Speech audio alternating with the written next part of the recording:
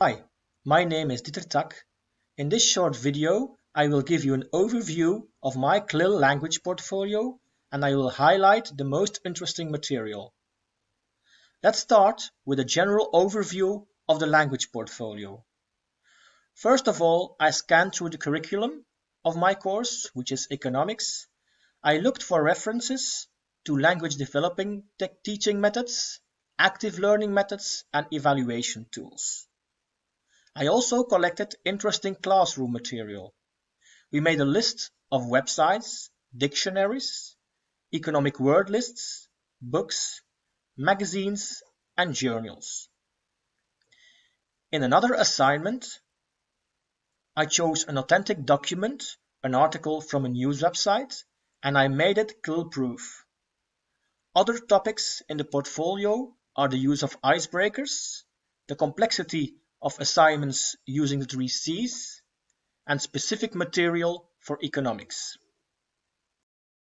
But the most interesting part of the CLIL course was to prepare a full CLIL lesson. Why? You can show all your CLIL skills and techniques. The subject of the lesson is the product chain added value. It is made for students of the first year of the second grade, ISO. It's a lesson of 50 minutes. As tools, I used the whiteboard, the worksheets for students, and an overhead projector. The lesson starts with an introduction. What is the aim of the introduction is to create a safe environment to learn a language. Students can ask me anything, anytime, and everybody can make mistakes, but have respect for each other. And then the actual lesson. In the actual lesson, I used lots of scaffolding techniques. One of these scaffolding techniques is visualizations. I showed a video that shows how we come from potatoes to McDonald's French fries. Also in the presentation on my overhead projector, I had some visualizations. I started with these photos of bricks, cement, roof, window, a door, and asked the question, does it have a lot of value? Afterwards, I showed a finished house. Does it have a bigger value?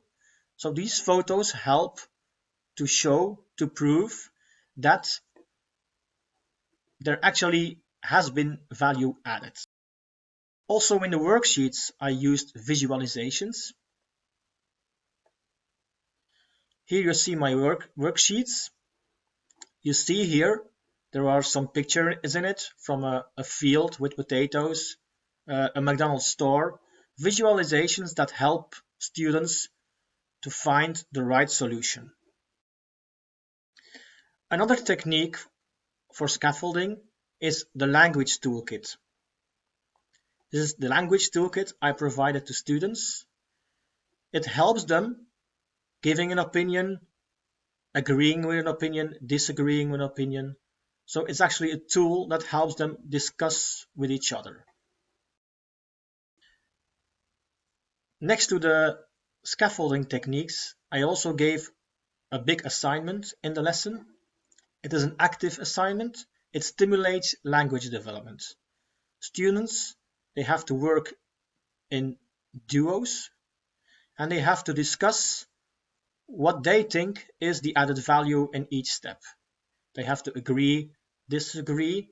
We do this in groups of 2, so people can help each other out. It feels more comfortable than an individual assignment. This was a short overview of my language portfolio. The most interesting part, as I said, was my lesson. I used lots of scaffolding techniques and I gave an active language stimulating assignment. Bye-bye.